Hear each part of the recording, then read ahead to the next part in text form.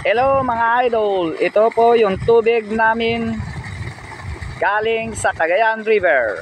Gumagamit kami ng submersible pump, 3 horsepower.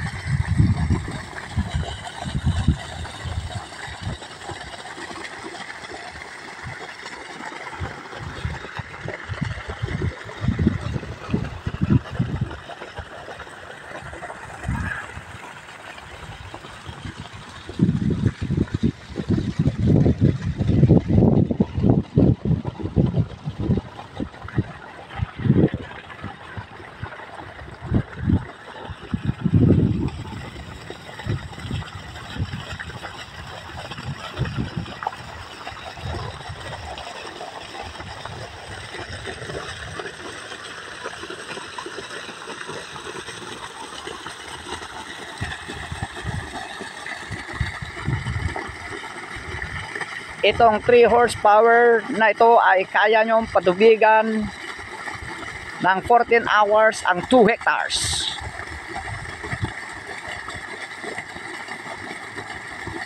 Apaka-easy po ang magtanim ng palay kung marunong kang gumamit ngayon ng bagong teknolohiya. Kaya sa mga magsasaka, kailangan sana ng Philippine government na suportahan ang magsasaka dahil sila ay maraming taong binubuhay dito sa Pilipinas.